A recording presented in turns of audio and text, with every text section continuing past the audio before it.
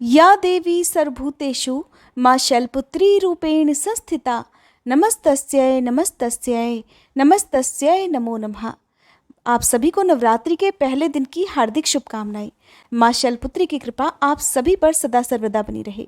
मैं हूँ राधिका और आप सभी का आपके अपने YouTube चैनल किटकैट स्टोरीज पर हार्दिक स्वागत है। आज की इस वीडियो में आप सुनेंगे माँ शैलपुत्री की व्रत कथा, आरती और सबसे अंत में की जाने वाली क्षमा याचना। अगर आप माँ शैलपुत्री की प्रेरंग, पूजन मंत्र, भोग आदि के बारे में जानना चाहते हो, पूजा विधि के बारे में जानना चाहते हो, तो इसकी वीडियो हमारे चैनल पर पहले से ही अपलोडेड है, आप जरूर देख लीजिएगा। नवरात्रि के हर दिन की पूजा विधि की वीडियो हमारे चैनल पर एक दिन पहले से ही अपलोड हो जाएगी। साथ ही श्री दुर्गा सप्तशती के सभी अध्याय भी आप हमारे इस चैनल पर हर दिन सुन सकते हैं और चैत्र मास के पहले दिन से ही देवी भागवत पुराण की कथाएं भी हमारे इस चैनल पर सुनाई जा रही हैं। अगर आपको ये कथाएं सुनना पसंद हो तो प्लीज़ हमारे चैनल पर इन कथाओं को भी जरूर सुनिएगा। माँ शैलपुत्री पर्वतराज हिमालय की पुत्री हैं और माँ के एक हाथ में त्रिशूल और दूसरे हाथ में माँ कमल का पुष्प धारण करती हैं। माँ शैलपुत्री बैल की सवारी करती हैं, इसलिए इनको वृषारूढ़ा और उमा के नाम से भी जाना जाता है और इनका वृषभ वाहन शिवा का ही स्वरूप माना जाता है। घोर तपस्या करने वाली माँ शैलपुत्री समस्त वन्य जीव जंतुओं की रक्षक भी हैं। शैलपुत्री अपने सभी भक्तों की रक्षा करती हैं। साथ ही जो भक्त योग, साधना और तप करते हैं उनके ऊपर माँ की विशेष कृपा दृष्टि होती है। पौराणिक कथाओं के अनुसार प्रजापति राजा दक्ष ने अपने निवास पर एक यज्ञ का आयोजन किया, जिसमें उन्होंने सभी देवी देवताओं को बुलाया, लेकिन अपने अपमान का बदला लेने के लिए उन्होंने शिव जी को नहीं बुलाया। तब माता सती को जब पता चला कि उनके पिता एक यज्ञ का आयोजन कर रहे हैं, तब उन्होंने भगवान शिव से यज्ञ में जाने की इच्छा जताई। बार बार उन्होंने भगवान शिव से अनुग्रह किया, लेकिन भगवान शिव ने उन्हें समझाया कि जब उनके पिता ने उन्हें आमंत्रित किया ही नहीं है तो ऐसे में बिना बुलाए उन्हें यज्ञ में नहीं जाना चाहिए। लेकिन देवी सती की बड़ी इच्छा थी, तो उन्होंने बार बार भगवान शिव से आग्रह किया। आखिरकार भगवान शिव ने देवी सती को अकेले ही यज्ञ में जाने की अनुमति दे दी।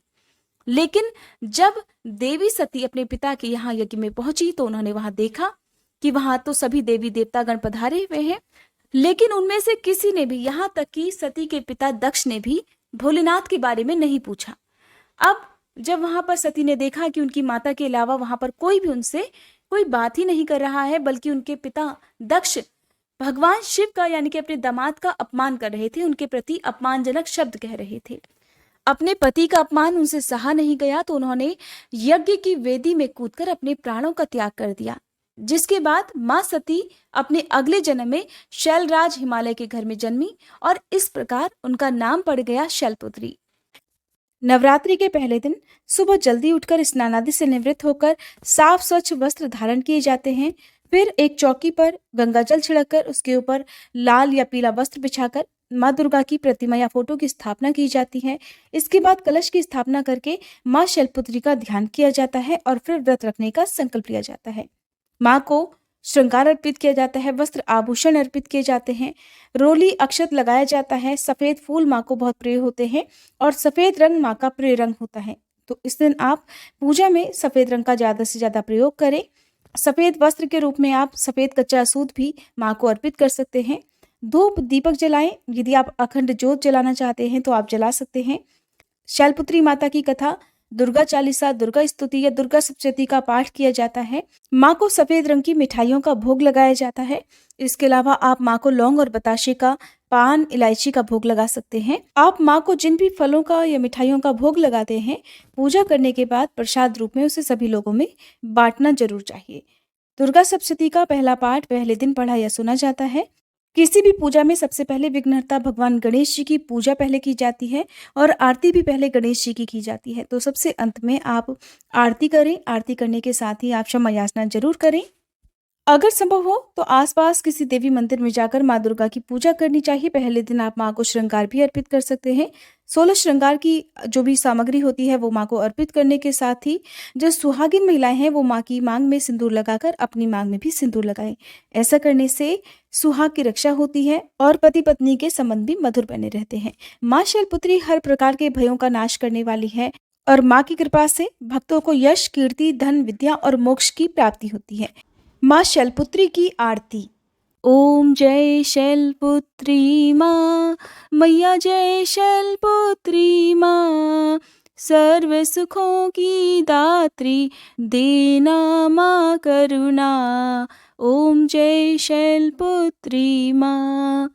हस्त कमल अति सोहे त्रिशूल धारिणी माँ, शीश झुकावे हम सब कृपा मानित करना।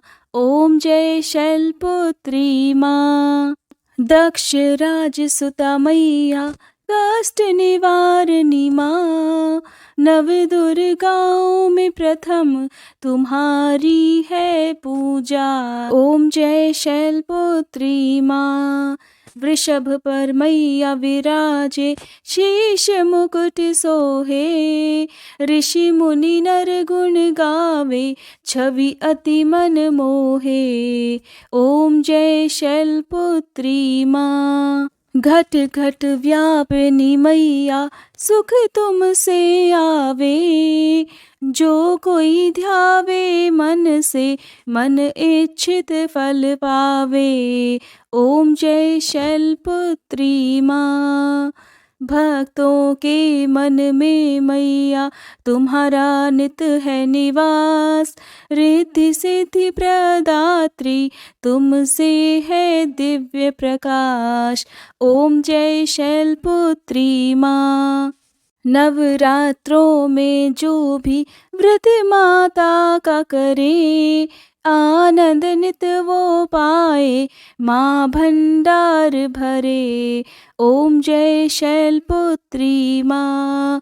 हम सब तुम्हारे मैया तुम हमारी माँ, दया दृष्टि माँ करना हम करे जगराता। ओम जय शैलपुत्री माँ। माँ शैलपुत्री की आरती जो जन नित गावे, सुख की बदरी बरसे मन नित हर्षाए। ओम जय शैलपुत्री माँ। ओम जय शैलपुत्री माँ, मैया जय शैलपुत्री माँ, सर्व सुखों की दात्री देना माँ करुणा। ओम जय शैलपुत्री माँ। इस प्रकार विधि विधान से पूजा करने के बाद सबसे अंत में क्षमा याचना जरूर करनी चाहिए, ताकि पूजा पाठ या उपवास में कोई भी गलती जाने अनजाने में हो गई हो तो उसका दोष न लग सके। क्षमा याचना। हे परमेश्वरी, मेरे द्वारा रात दिन सहस्त्रों अपराध होते रहते हैं। अपनी भक्त समझकर मेरे उन अपराधों को आप कृपापूर्वक क्षमा करो। हे परमेश्वरी, मैं आह्वान करना नहीं जानती, विसर्जन करना नहीं जानती तथा पूजा करने का ढंग भी नहीं जानती, मुझे क्षमा करो। हे देवी, हे सुरेश्वरी, मैंने जो मंत्रहीन, क्रियाहीन और भक्तिहीन पूजन किया है वह सब आपकी कृपा से पूर्ण हो। सैकड़ों अपराध करके भी जो भक्त आपकी शरण में जय जगदम्बे कहकर पुकारता है, उसे वह गति प्राप्त होती है जो ब्रह्मादि देवताओं के लिए भी सुलभ नहीं है। हे जगदम्बिके, मैं अपराधी हूँ किंतु आपकी शरण में आई हूँ। इस समय दया की पात्र हूँ, आप जैसा चाहो करो। देवी परमेश्वरी, अज्ञान से, भूल से अथवा बुद्धि भ्रांत होने के कारण मैंने जो कुछ भी कमियां अधिक कर दिया हो वह सब क्षमा करो और प्रसन्न हो। हे सच्चिदानंद स्वरूपा परमेश्वरी, जगन माता कामेश्वरी, आप प्रेम पूर्वक मेरी यह पूजा स्वीकार करो और मुझ पर प्रसन्न रहो। देवी सुरेश्वरी, आप गोपनीय से भी गोपनीय वस्तुओं की रक्षा करने वाली हो। मेरी पूजा को ग्रहण करो और आपकी कृपा से मुझे सिद्धि की प्राप्ति हो। उम्मीद है आज की ये वीडियो आपको पसंद आई होगी। अगर अच्छी लगी हो तो प्लीज़ वीडियो को लाइक जरूर कीजिएगा।